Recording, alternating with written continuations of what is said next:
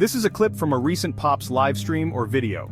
Make sure you are subscribed so you don't miss the next one. All right, next up is one that I might disappoint you or upset you, and I'm really sorry in advance, but I'm also not sorry. The 1948 comedy horror. That's right. Abbott and Costello meet Frankenstein.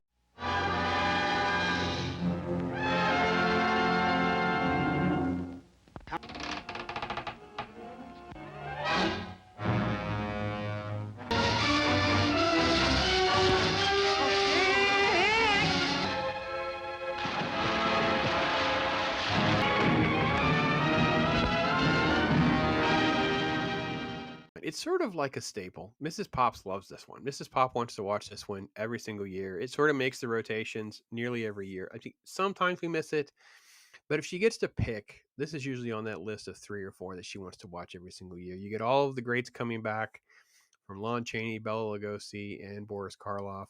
Notably absent from this one. It's a little disappointing to have to lean on Glenn Strange, but hey, it's okay. He does a great job as the monster. But it's really about Abbott and Costello, and in particular, it's about Costello. Now, the thing for me is I have a problem because the story's fine. They're clerks, and the Whack Museum is getting these creatures, and technically, they're not actually. They're going to be brought to life. You can see here Dracula bringing him to life, secret agenda type stuff. And it's all about gags. It's all about goofs. It's all about, that kind of thing. And meanwhile, Larry Talbot, the Wolfman, is trying to warn them, trying to say, hey, listen, it's all this stuff's going on. And the story centers around them trying to get with these ladies and how all that kind of works. And I will say that the studio was trying to figure out how to capitalize on everything. They're nearly broke when they were doing so. Let me back up and say, part of my problem is I know the backstories. I know too much about how all of this kind of came to be. To me, it's just shocking. Like a decade of this Universal monster success, they've squandered it to the point where they're nearly bankrupt. It's still just crazy. This is why we know nothing's ever changing. They've always been like this. They're these Hollywood moguls, man. They're bad with money. They're greedy. And the problem is, by the time we get to before this movie, I believe, right? This movie is 1948. Is that right? I got that right?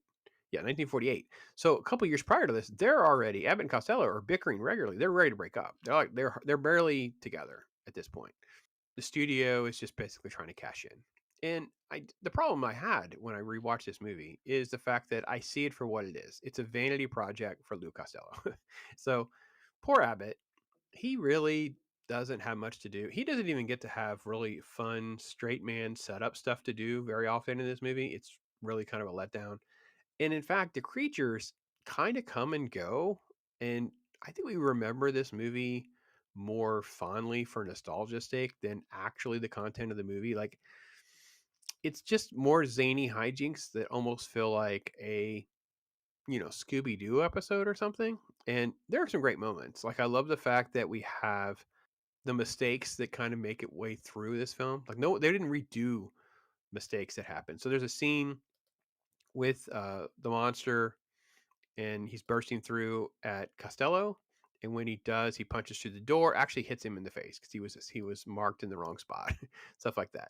There's the scene where the monster throws the girl, and there's a thing that happens, and it breaks the line. So he breaks it. The actor Glenn Strait breaks his foot. So Lon Chaney Jr. has to play the monster for a shot. There's a shot of him too. So there's little mythology and backstory that is stuck in my brain, and it kind of messes it up for me. And it's not that I don't enjoy it. It's a super pleasant movie to watch, but I can't hold it in as high as esteem as probably most people out there do. And I'm sorry about that. I'm actually kind of sad by that because I feel like it's a fun movie. It's heartwarming in places. It has enough of the creatures and fun stuff that you like to see out of these monsters and the stuff out of it. So, but I feel like it also spawned a new sub genre of them with Universal now putting them with Abbott and Costello, where they meet Boris Karloff in The Killer. They meet Invisible Man. Invisible Man is actually in the Stinger piece where he's on the boat, voiced by Vincent Price. There's a Dr. Jekyll, Mr. Hyde, and there's a mummy one. So that's fine. I mean, I don't know. I think it was enjoyable, but I feel like it also becomes comedic and just kind of mocking the stuff that was supposed to be serious in the horror genre. So 4 out of 5. Probably a little bit lower than some of you. Some of you guys have this higher. I know there's people that just watch this every single year. They love it. They live by it. Mrs. Pops loves it. She'd be like, it's at least a 4.5. You know, why is it not a 5? That's what I would get. I totally understand, but it's also just goofy, silly nonsense stuff, which isn't a bad thing exactly, but it's also just not a great thing either, if that makes sense. So anyway, that's my general take on it. Celebrate timeless treasures of terror, as collectible today as when they first shocked audiences' senses. Universal Studios Home Video pays tribute to the original movie monsters, Frankenstein, the Wolfman, and Dracula. Then, from the dark recesses of fright to sheer delight, experience comic relief as Abbott and Costello meet the monsters, a collection of screamingly funny films. From classic monster fun to classic monster madness, now and forever, true collectibles worth celebrating.